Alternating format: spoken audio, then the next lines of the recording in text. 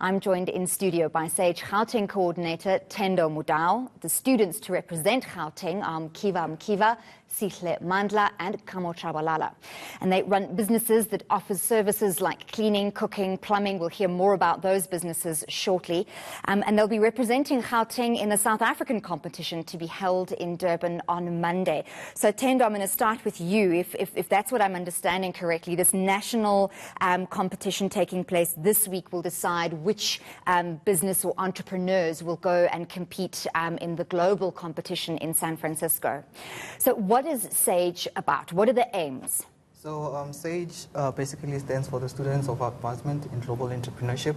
So it's a team program where we select potential learners in high school to come up with business ideas, you know, just to grow them in the entrepreneurship field. Okay. Yes. So this is specifically teenagers who come up with business ideas and business models specifically for this competition? Yes. Okay, great. So Mkiva, tell us about your business. Okay. You've been selected to represent Gauteng, am I right? Yes, ma'am. Great.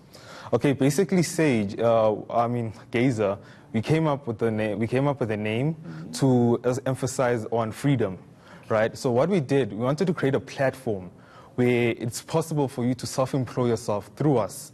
And we wanted to connect to customer and service provider in one entity. Okay. Yes, ma'am. So it's sort of like a different version of other sort of apps like Uber or Uber Eats, connecting the end user to a service. Yes, definitely. Right. And what kind of services does that business offer? Okay, currently we're looking into offering basic services like electricians, plumbers, but we also want to branch out to chefs, performers, or any form of service or domestic service, so people who are willing to travel to specific people. And that's how we created the idea around it. Yes, ma'am. And are you all part of one team? Yes, ma'am. Okay, so you all came up with this together. Right. This is fascinating because those services are all things that people use on a daily basis.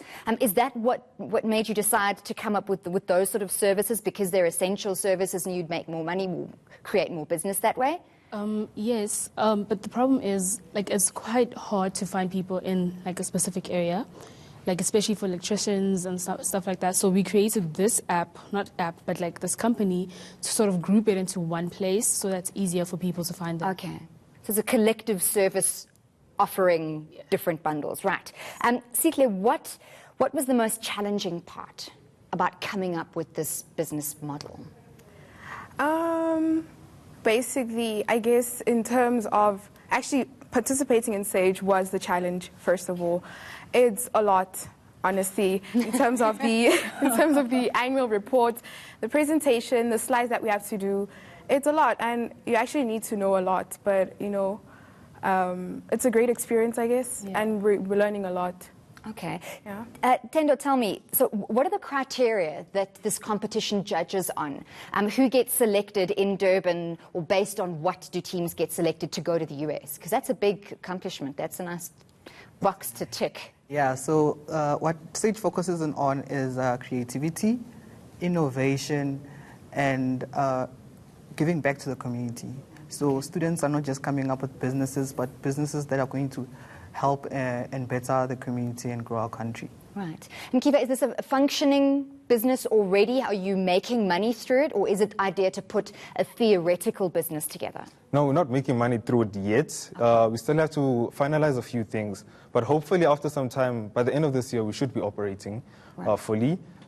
Things are just a bit rough on our end, but hopefully... No, of course. I mean, you've got school at the same time. Do you get a little bit of leeway from your teachers at school just to sort of, because they know how important this is? No. No. That's terrible. Actually, for my rugby coaches, though, they do, they do give me freedom to travel on weekends, because I used to do rugby. I actually loved it. But now on weekends, they understand that meetings, everything's over. So in Kiva, they already know. They're a little bit sort of like lenient on that. All right. Yes, if you do not get selected to go to the US, would you still push through with this and try and see and implement this business plan and see how it goes? Absolutely. Why not, you know? Another thing, we're obviously trying to solve the issue of unemployment. And I guess in a sense, that's what we're all passionate about and what we're trying to solve. So in a sense that kind of encourages us to push and actually expand the business. Yes. Let me just get an idea. How old are you? What is the kind of age 17. range? We're all We're all 17. You're all 17. Okay, so you're very shortly going to be stepping out into a world where you either have to study or find a way to create your own employment. Yeah. Yes, ma'am. Is that scary? Definitely.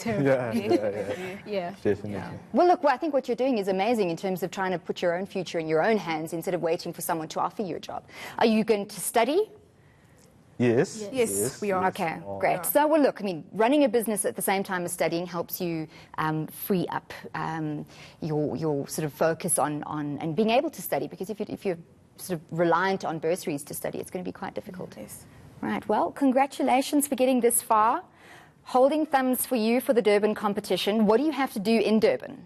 Tendo, tell us what is expected. So 3 things are expected from different teams. They should have a presentation, an oral presentation, which is 13 minutes per team, an annual report, and to be able to answer questions during the Q&A effectively and to show that they know what they're talking about and they know their businesses.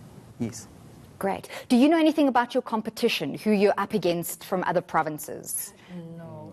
You have no idea yet. Okay, so let's say hypothetically, whether you win in Durban or not, whether you go to the US or not, what would you say are the key things, quickly from each one of you, that you've learned from this that you would pass on to other learners, either your age or younger, to help motivate them to become entrepreneurs? Let's start this side.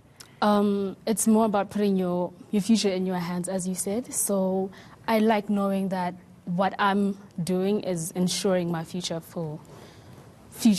I guess. Great. And I think another thing is basically being committed to what you're doing is really, it's a major part actually, because it's going to take you somewhere. Okay, and that commitment in terms of ideas, well, you've got to get an idea and stick with it and not flip-flop. Exactly. Okay, Kiva. One thing I'd say is don't listen to people.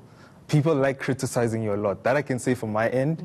Every day, once a week at least, someone tells me, why are you doing this? You're so young. Most young businesses fail anyway. Just push through, I'd say, and do what you want and believe in what you want to do and want to build.